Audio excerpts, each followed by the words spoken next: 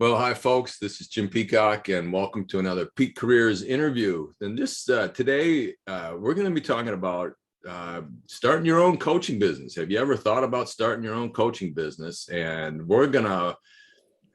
I'm so excited to be working with Karen Chopra, who is the founder of Chopra Consulting, and who has been in this business for a long while, and Mark Danaher, a good friend of mine, with Mark Danaher Training and Coaching. We're going to explore why are there so many people kind of interested in this, it seems like it, and what tips do you folks have for people who are thinking about starting their own business or developing their business?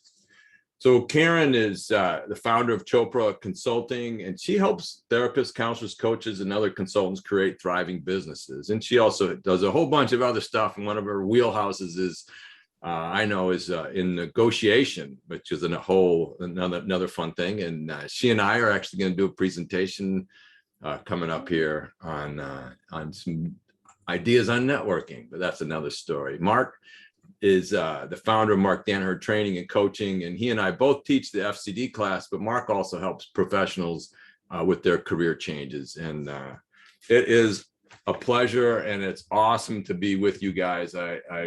You are a couple of my favorite people. So let's just dive in. We've had some technical issues over this is I think our third scheduled appointment. The one we were partway through, and one of us, the power went out at their house. I won't say who he was, but and then we've had so much fun trying to get this scheduled. But so let's just kick this thing off.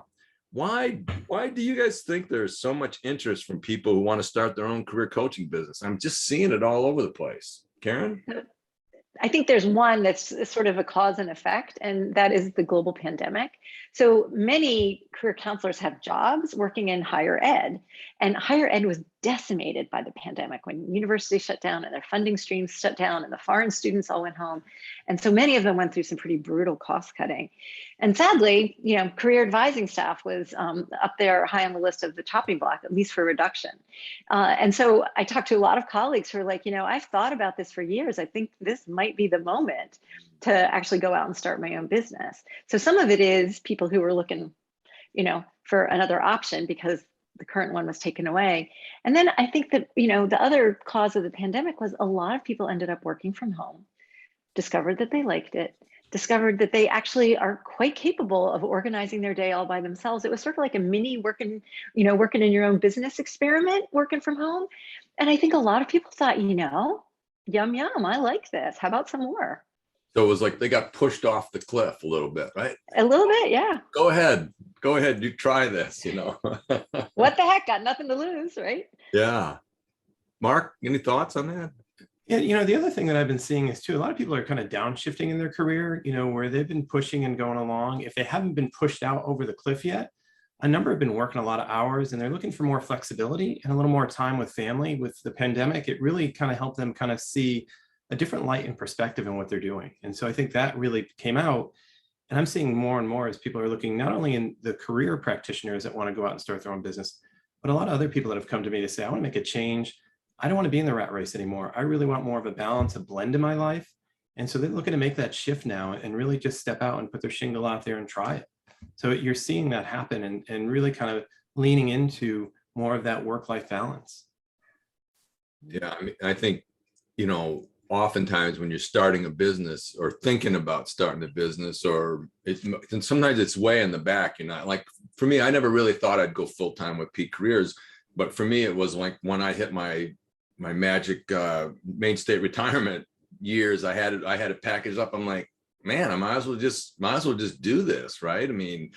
And I think, Karen, you're right. I think the pandemic kind of got a lot of, and Mark as well, the pandemic kind of caused people to go, there's a work-life balance issue going on here. And I could never work from home. And all of a sudden they're doing it, right? And they're kind of going, there are some advantages to this. And the beauty of owning your own business is is that flexibility, right? It's a lot of work. There's no hiding behind that one, but there's a lot of flexibility too. But There's a tremendous flexibility. And again, Mark was talking about families and work-life balance. And, one of the things that I frequently said about running your own business is, for women, like, sorry guys, the world of work was built for white men with wives at home. And, when you build your own business, you can build it around your own life. It's not built around a model that you're trying to retrofit. And so a lot of people, start their own coaching businesses, but all sorts of other consulting businesses for that control and flexibility, and the desire to still be professionally active, but in a way that it gives them the flexibility to be with family. It is amazing though. As you see it, like you say, there's so many people just stepping out, and to find that control, you're finding that I have a number of women, same thing, they're doing that, and they're really looking to make control to kind of be there for their family and to make sure they can set up the life they want instead of running a life around a corporation that runs them, 9 to 5 or 8 to 4. They're trying to find that balance that they can really bring into their lives and be with their family and take care of the things they need to. Yeah. And, again, not to just focus on the women, a lot of men, especially the younger generation, they're not interested in missing their kids' growing up years. And so they also want the control to balance their lives.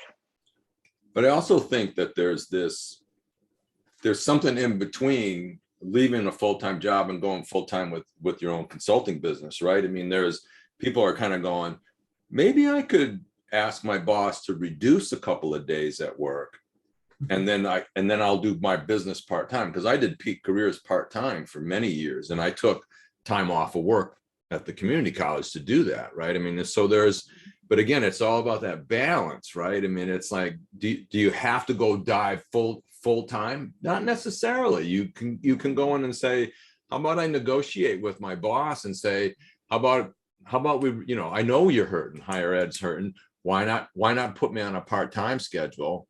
And then you fill in the different, make up the difference with your business until you can kind of build it up, right? Right.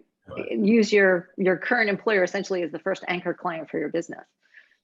Yeah, absolutely. So let's sort of take the next dive into this topic, and what are some tips that you have for people who are thinking about starting their own business or part-time? And there's a lot to be thinking about here, but what are some things that you could recommend to folks? Mark, we'll start with you. The one thing everybody wants, and they go, oh, I got to get a website, I got to get a business card. They want all the flashy stuff. And when you're starting a business, don't worry about that. Don't worry about your website. Don't worry about your business card. Don't worry about a brochure. What you really need to do is dive in.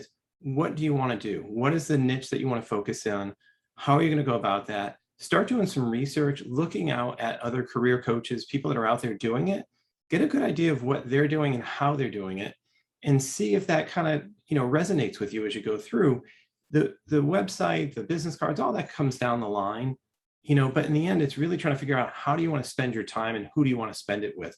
That's the important part. And do a little field research, do some interviews, talk to some coaches, find out what they're doing.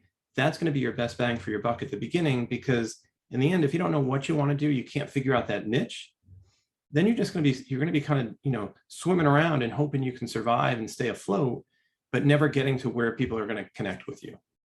Right. And without that niche, who are you, right? I mean, if you don't have the niche, then you're nothing, right? I mean, that's sort of what happens. So how do you get a website up if you don't have your niche figured out, your brand figured out, what your wheelhouse is going to be? Karen, we'll just sort of bounce back and forth and see we'll see what happens here. But all right, I'm going to build on what Mark just said, and that is, that clarity piece is so important.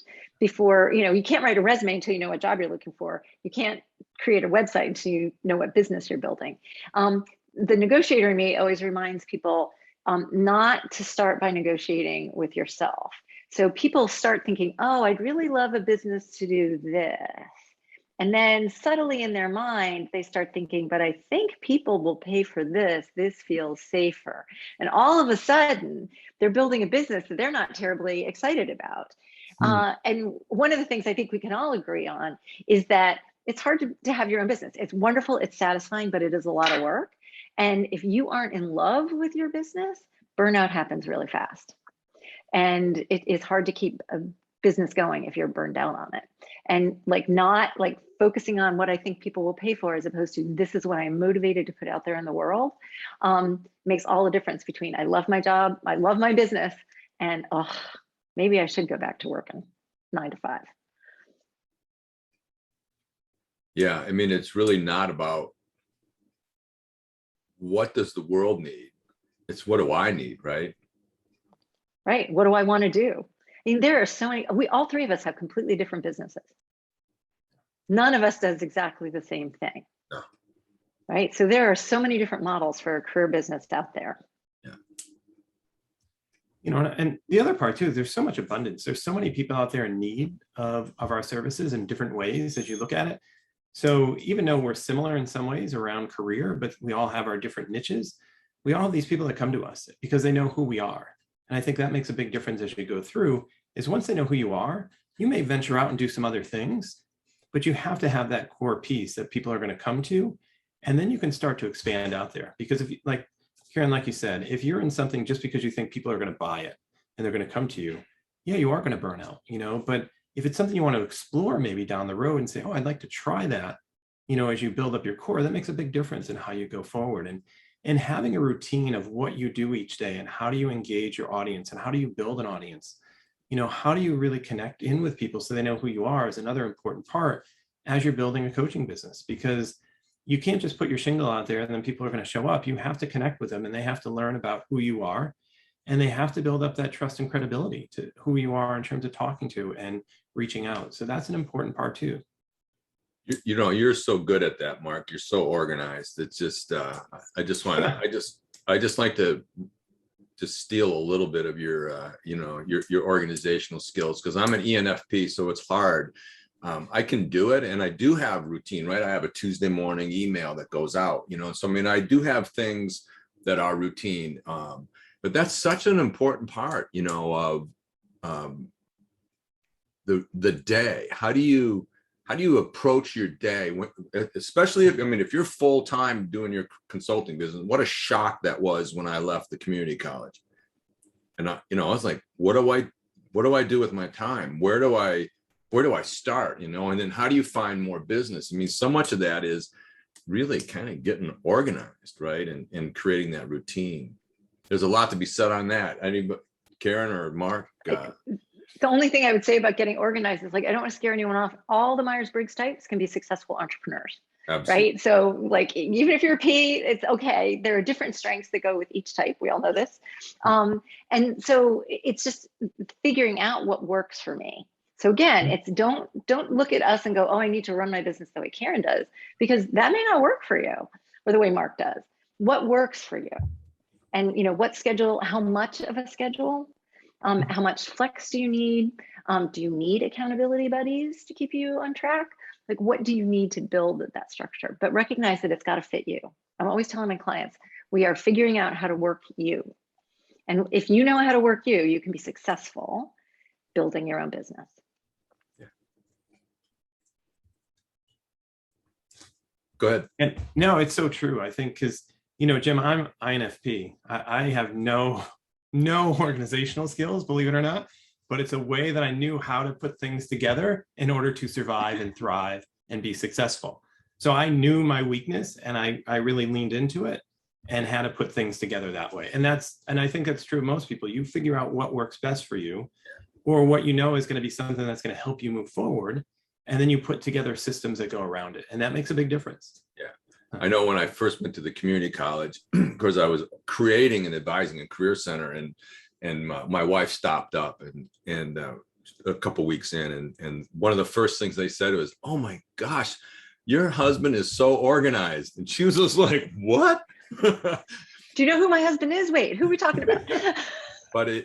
But you're right, Mark. You've got to find out what your strengths are and your weaknesses. But it's the more organized that you are, the more you look ahead. You can look ahead. And like for me, I take a retreat.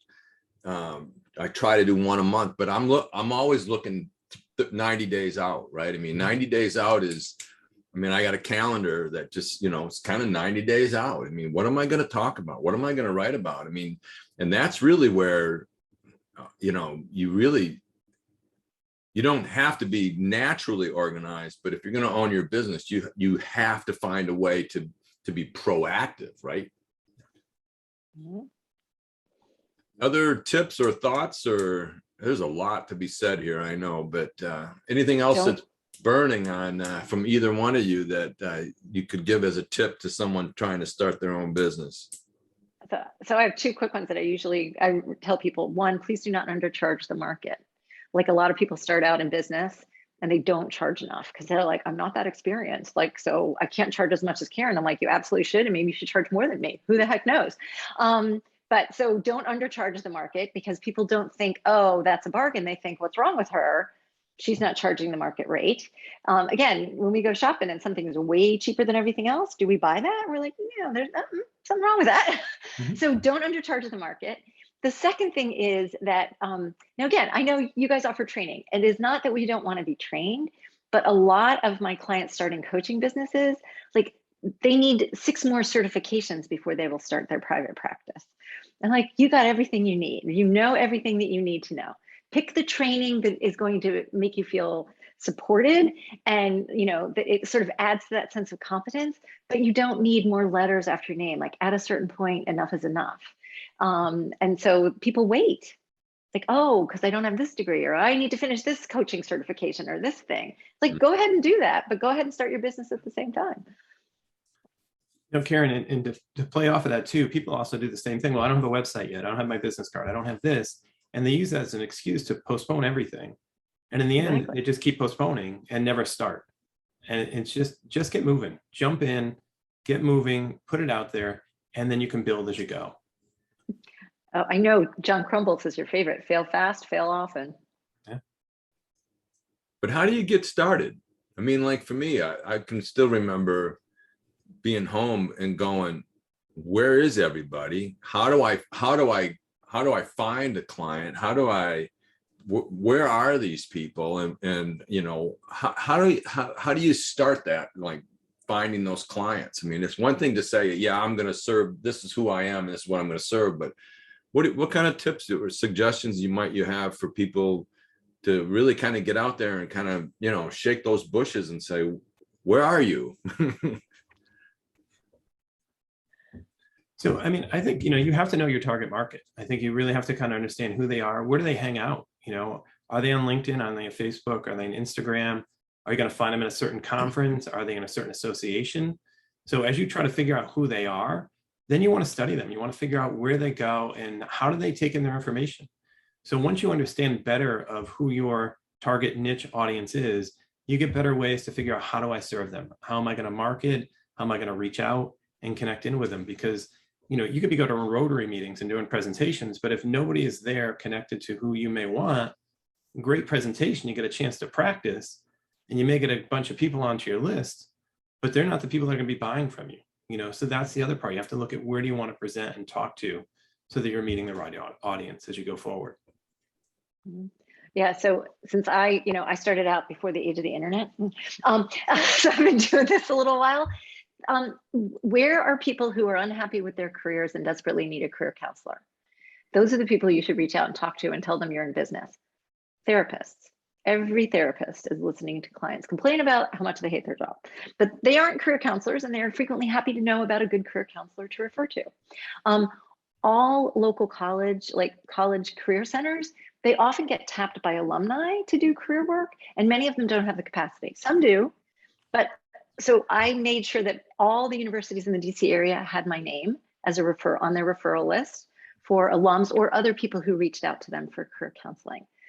Ministers, rabbis, psychiatrists also frequently see people who are desperately unhappy with their work. Cardiologists, we were talking about cardiologists who are frequently telling people you need to reduce the stress in your life, right? Obstetricians and gynecologists, who are they seeing? Women who are about to have children, who are rethinking their careers. These are all people who, when somebody's like, I just don't know, it's like, let me give you the card of this great career counselor I know. And so those are all places those are all referral sources that are probably quite happy to know that you exist as a resource. Financial planners, Mark, I think Financial planners, yeah, exactly. Financial planners are a wonderful resource that you can get referrals from. I mean, people are meeting with a financial planner to sort of make plans and what's going to happen. We're really looking at change. Anybody that's looking at change, right? Anybody that's looking at change or transitions, is going to face these people. So I met with a bunch of local financial, a handful of them here in the central Maine, and gave my card and left some brochures and stuff. But they're seeing people who are like, I got to do something different here soon, right? So that's a great point. It's like you got to get into the mindset of, as Mark said, you got to first identify who is your target and be as descriptive as you can. And then you got to get into their head. Who are they? Where are they going? And who are they sharing this stuff with, right? So that was a great laundry list right there, Karen, about places that are seeing people who are going through transitions, right? Exactly. But then there's this dumb luck too, right? I mean, there's this serendipity that we, Crumboldt serendipity that we talk about, and so some clients may come from when you're at your kid's soccer game, right? I mean, you don't know where they're going to come. You just got to be clear about who you are and who you're serving. And don't give it away for free. Like, tell them what you do at the soccer game. Don't actually do a free counseling session at the soccer game. Yeah. We're in business. What we sell is our expertise and our time. Don't give it, give enough away. Like you might do a presentation at the Rotary to, top 10 tips for updating your LinkedIn profile.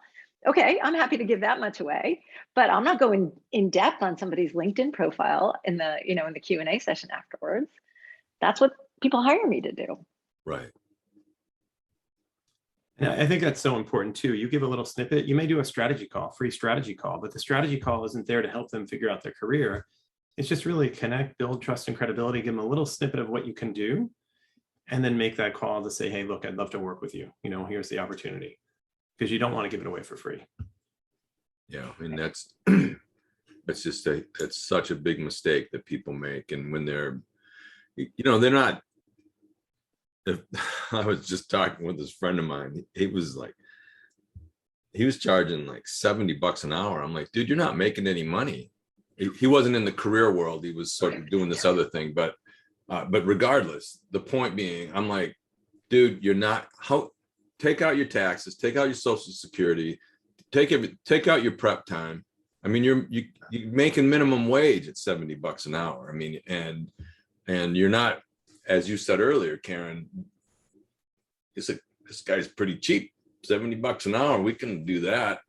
Well, wait a minute here. Where's the value proposition? No, my heart breaks for a lot of folks that cannot afford my fee, and so I can offer family and friends rates if I want. And I do a few, freebies a year, but I don't do a lot of them, right? I mean, I'll do those, there was a young guy that just, really needed some help, and I could tell he couldn't afford it. I said, you know what, you're just going to be one of my freebies. I'll give you three good sessions. And so you can do that, but you got to have your value proposition up front and know what your value is, because it's the right thing to do for our profession. It's not just you, it's our profession that needs to be elevated, right? Mm-hmm. Well, I also think about kind of the red velvet rope policy of think about who you want to serve and don't go outside of that. Like you're not going to, go and say, oh, I'm going to do this for someone else. Really think about how you want to serve them, because I've run into more trouble of saying, oh, I'll let this person in, I'll figure it out, we'll do a sliding scale or whatever. And it's been more trouble than it's worth. Yeah. And so kind of sticking to that point of here's how we work, this is what we're going to do, this is the price, and this is how, if you can do that, great. If not, there's other people out there, and you have to kind of keep that in mind, because I've learned the hard way of, oh no, I'll try to work with them, and then in the end, it didn't work well. I usually suggest, have a list of low cost or sliding fee services that are out there, the local one-stops, there, online resources, there are places out there. And I always try to make those available to people. Right. I'm going to pass along another tip, which actually came from the financial planner. So this, Mark sort of sparked this off by saying financial planners. When I was starting my own business, we actually were talking to a financial planner. And I said, I'm getting ready. I'm launching my own career coaching business. And she said to me, it was one of the best pieces of advice I've ever gotten about starting my own business. She goes, biggest mistake people make, they give it 1 year. That's not long enough. The business development cycle is 18 months to 2 years. If you're going to start your own business, you have to give it 2 years, because otherwise you've invested all the time in getting people to know who you are and what you can do. And then when they come looking for you, you're out of business. So she said, it's 2 years or nothing. And I have said that to so many colleagues who've started, like a dear friend of mine who has a very successful coaching practice. When she first started, she says, my husband and I agreed, I'll give it a year. And I said, go back and get 2. Because it won't be reliably generating profit. Doesn't mean you won't make money in the first year, but it will not reliably generate profit until about 2 years, and at 22 months, my phone started ringing and it has not stopped since. She was absolutely right. Yeah. I mean, people don't buy when you first say hi, right? Seldom. I mean, they seldom buy when you say hi. Hi, Mark. Exactly. I offer career services. Are you ready to buy today? Mark's going to go back and think about it. And then Mark gets busy, right? And then Mark's like hanging out, and then it's like a month later, he sees a post of mine, and he's like, "Oh yeah," right? And so you never know when people are going to buy it, but it's about having a presence, figuring out where your people hang, and being out there and provide some content, right? You're not giving away the farm, but you got to be able to provide some kind of content that says this was helpful, right? To build that credibility. But you're right, Karen. For me, peak careers, when I went full time, again, I was part-time for many years. And so there was part of it that was churning, but when I went full time, it took a while to sort of get that word out, right? Other tips or suggestions that you guys can think of that might be helpful to people? I think Mark said this in some ways. It's like, just start. Like, get your first client, start making your mistakes, stop. There's not going to ever be a perfect moment. So if you're thinking about it, just get started. Start with a few clients. Yeah. You don't have to quit your job yet. Right. Stick your toe in and get moving. So there's so many career practices that are just like, on the verge. They've had very long gestation periods and they just haven't been born yet. Yeah. Yeah. So listen, thank you both for coming. I'd like to, Mark, can you talk a little bit about the online seminar that we've got coming up here through Peak Careers? Yeah, so Jim and I are going to be doing a 5-week online seminar that's going to help you start your coaching business. Really look at everything from figuring out your niche to looking at some systems processing and putting everything together. And we'll be there for 5 weeks. We'll be online. We'll have a weekly seminar that we'll do at a half-hour kind of coaching hours. And the goal is to help you launch. And if you've started, great. This will be a great way to reinforce and move forward and go from there. So we look forward to having you come on. Yeah. So it'll be primarily asynchronous. So there'll be new things to read each week and discuss. And then we're going to, on one evening, I think it's going to be Wednesday evenings, we're going to have like a half-hour session where we'll be live and introducing some topics and going a little bit deeper. But so you can find that on the Peak Careers website. Karen, talk to us a little bit about, I know you've been helping career people develop their own business. I mean, talk us a little bit about your services and who maybe your ideal client is. Yeah, so so it's nice you're working in a group, and I think there's something about having a group, like all sort of with a common purpose. So that it's a lovely, workshop. And I think if you're thinking about a private practice, like, do this. This is one way of launching. Like, go ahead and sign up and commit to this. The way I work is one-on-one with individual clients, and I sort of call it just-in-time consulting. So people are just buying an hour of my time. And so it's anyone who's looking to start a small business, a small consulting practice, but I do a lot of work with job search coaches and career counselors. So it is somebody who is ready to start charging people, as opposed to charging people for their career services. And we do the clarity work. We talk about pricing. We talk about where they're going to find their client, what niche they're aiming for, where they're going to find their clients. And, I often then have people just come back every few months when they've got enough questions piled up and they really want somebody to talk about. So it's sort of, it's a sounding board, career business coach, that type of model, but it's one-on-one. So I don't do group work. Awesome. Well, listen, thank you both very much. I'm Jim Peacock with Peak Careers Consulting. I started this business with the Facilitating Career Development class and then began to add in these online discussion-based seminars. I also do workshops. Almost did a face-to-face workshop recently, but people said, no, we better go Zoom. Also have a field guide for career practitioners book that came out a couple of years ago, and The Adventure of Finding Me in New Zealand came out this year. If you're a career practitioner, career counselor, anyone who delivers career services, feel free to sign up for my weekly career emails, which come out on Tuesday mornings, and you will also get the top 10 tips for working with an undecided person.